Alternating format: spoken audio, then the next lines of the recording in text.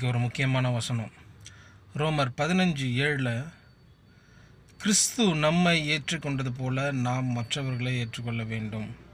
ரொம்ப அற்புதமான அந்த வசனம். என்னென்னா, நிறைய பேருக்கு அன்புனா என்ன அப்படிங்கிறத நிறைய பேருக்கு புரிய மாட்டேங்குது. ஆனால் வேத வசனம் நமக்கு ரொம்ப அழகாக சொல்லி கொடுக்குது சில விஷயங்களை.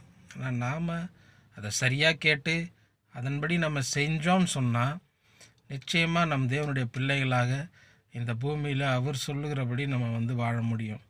என்ன சொல்கிறாருன்னா, கிறிஸ்து நம்மை ஏற்றுக்கொண்டது போல. எதுக்கு இந்த உதாரணத்தை கொண்டு வர்றார் பவுல்னா, நீங்கள் கவனிக்கணும். மனுஷன் பாருங்கள், அவனுடைய முரட்டாட்டத்திலையும் அவனுக்கான அந்த ஒரு வாழ்க்கை, தான் செய்யறது தப்பா ரைட்டானு தெரியாது, தான் சரியான வழியில் தான் போகிறோமா அப்படிங்கிறது தெரியாது.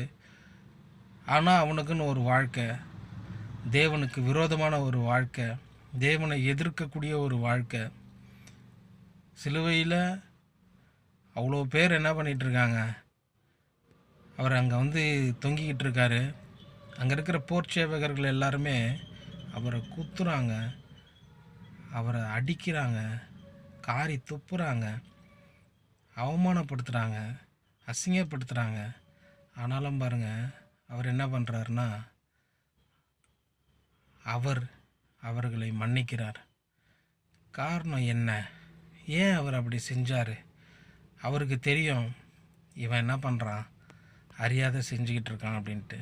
அதனால தான் பாருங்கள், பிதாவின் இடத்துல அவர் வேண்டுதல் செய்கிறார். என்னன்ட்டு, பிதாவே இவர்களுக்கு மன்னியும், தாங்கள் செய்கிறது இன்னதென்று அறியாதிருக்கிறார்கள். அப்போ கிறிஸ்து நம்மை ஏற்றுக்கொண்டது போல நாம் மற்றவர்களை ஏற்றுக்கொள்ள வேண்டும். இதை எப்படி நம்ம வாழ்க்கையில் நம்ம அப்ளை பண்ண முடியும்? இயேசுவை போல தான். ரொம்ப பெரிய கம்பசூஸ்திரம்லாம் கிடையாது. நல்லா புரிஞ்சுக்கங்க. அவர் என்னை மன்னித்து ஏற்றுக்கொண்டது போல நான் ஒவ்வொருத்தரையும் மன்னித்து ஏற்றுக்கொள்ள வேண்டும். ரொம்ப சிம்பிள். கணவன் மனைவியாக இருக்கலாம், பிள்ளைகளாக இருக்கலாம், குடும்பத்தில் தாய் தகப்பனாக இருக்கலாம், ப்ளஸ்ஸு யார் மாமியார் மருமகளாக இருக்கலாம். ஒருத்தருக்கு ஒருத்தர் என்ன பண்ணுறதே கிடையாது, விட்டு கொடுக்குறதே கிடையாது. நான் திரும்ப சொல்கிறேன், யாருமே இங்கே பூரணமானவர்கள் இல்லை. எல்லாருக்குள்ளவும் குறைகள் இருக்குது. குறைகள் இருக்குதுன்னு நல்லா தெரிஞ்சுக்கங்க. ஆனால் ஒரு விஷயம், எனக்குள்ள 1000 குறைகள் இருந்தாலும் இயேசு என்னை என்ன பண்ணிக்கிறாரு, ஏற்றுக்கொண்டிருக்கிறார். அப்போ நான் மட்டும் அவர் என்னை ஏற்றுக்கிட்டாரு, நான் அவர்கிட்ட போகிறேன், அவருடைய பிள்ளையாக வாழ்கிறேன்னு சொன்னால் அந்த காரியத்தை நாம் ஏன் செய்யக்கூடாதுன்னு கேட்குறேன். செய்யலாம். அதைத்தான் சொல்கிறது அந்த வசனம். கிறிஸ்து நம்மை ஏற்றுக்கொண்டது போல நாம் மற்றவர்களை ஏற்றுக்கொள்ள வேண்டும். ரொம்ப சிம்பிளாக. இது வரைக்கும் மன்னிக்கிற மனப்பான்மை இல்லைன்னா இனிமேல் மன்னித்து ஏற்றுக்கொள்ளுங்க.